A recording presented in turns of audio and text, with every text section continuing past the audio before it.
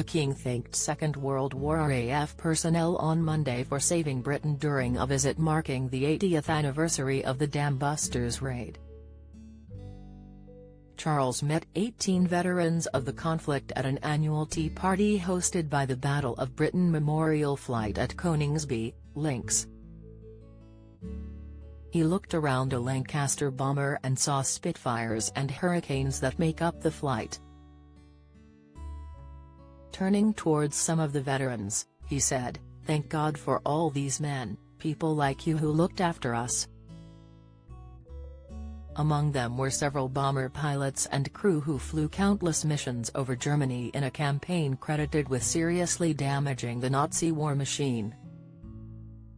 Meghan Markle and Prince Harry's empire crumbling into the ground. Latest, the Dambusters raid, known as Operation Chastise, has attracted its fair amount of controversy. The attack on German dams on the night of May 16/17, 1943 by 617 Squadron using bouncing bombs developed by Barnes-Wallis caused catastrophic flooding of the Ruhr Valley and of villages in the Eder Valley. An estimated 1,600 civilians, 600 Germans and 1,000 mainly Soviet slave laborers, drowned in the flooding. But the Germans had to divert men from the Atlantic Wall to repair the damage, weakening their defences after D-Day. The last of those who took part in the raid, squadron leader Johnny Johnson, died in December, but there were plenty of other veterans there on Monday to defend Bomber Command's wider role. Flight Lieutenant Colin Bell, who made the King laugh when he told him he was 102 and a half and not to forget the half, flew on 50 raids as a pilot in Mosquito bombers, including 13 over Berlin. He insisted he and his comrades had performed a vital role in the war effort. Mr. Bell said, "We are criticized by people who would never have come into existence if we had lost the war. The objective of Bomber Command was to destroy the German capability of attacking us. We weren't interested in killing Germans.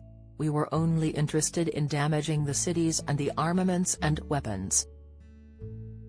Don't miss: pedophile revelations rock school of BBC boss and Premier League footballers. Latest, Mr. Bell, who lives in Eltham, South East London, has done his bit since 2002.